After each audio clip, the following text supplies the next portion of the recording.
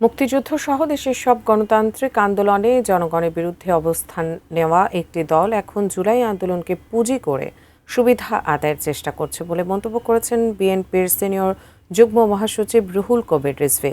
সকালে বিএনপির প্রতিষ্ঠাতা শহীদ প্রেসিডেন্ট জিয়াউর রহমান এবং সাবেক প্রধানমন্ত্রী খালেদা জিয়ার ছোট ছেলে প্রয়াত আরাফাত রহমান কোকোর ৫৭তম জন্মবার্ষিকী উপলক্ষে রাজধানীর বনানীতে কবর জিয়ারত ও মোনাজাত শেষে সাংবাদিকদের সঙ্গে আলাপকালে এই মন্তব্য করেন তিনি। রিজভী বলেন, শহীদ রাষ্ট্রপতি জিয়াউর রহমানের পরিবারকে ধ্বংস করার জন্য শেখ হাসিনা সব ধরনের ষড়যন্ত্র করেছেন। নানা প্রতিকূলতার মধ্যেও জিয়া পরিবার দেশের মানুষের অধিকার ও গণতন্ত্রের জন্য কাজ করে গেছে। বাংলাদেশ ক্রিকেট বোর্ডে থাকাকালে ক্রিকেটকে যেমন রাজনীতিমুক্ত করেছেন, তেমনি দেশের ক্রীড়াঙ্গনের বহুমুখী উন্নয়ন করে অনন্য নজির স্থাপন করেছেন বলেও জানান তিনি। এ সময় যুব ও ক্রীড়া প্রতিমন্ত্রী আমিনুল হক সহ বিএনপির নেতাকর্মীরা বনানী কবরস্থানে আরাফাত রহমান কোকোর কবর জিয়ারত করেন।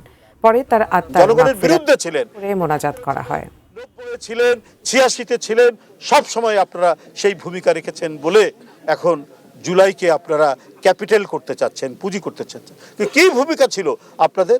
জনাব তারেক রহমান, সেই সময় তিনি বিএনপির ভারপ্রাপ্ত চেয়ারম্যান, তিনি লন্ডন থেকে বারবার ছাত্র জনতার সেই আন্দোলনে তিনি সমর্থন দিচ্ছেন এবং সবাইকে সেই আন্দোলনে অংশগ্রহণ করতে বলেছেন। তো এটা তো ইতিহাস, এটাতে ডকুমেন্টেড।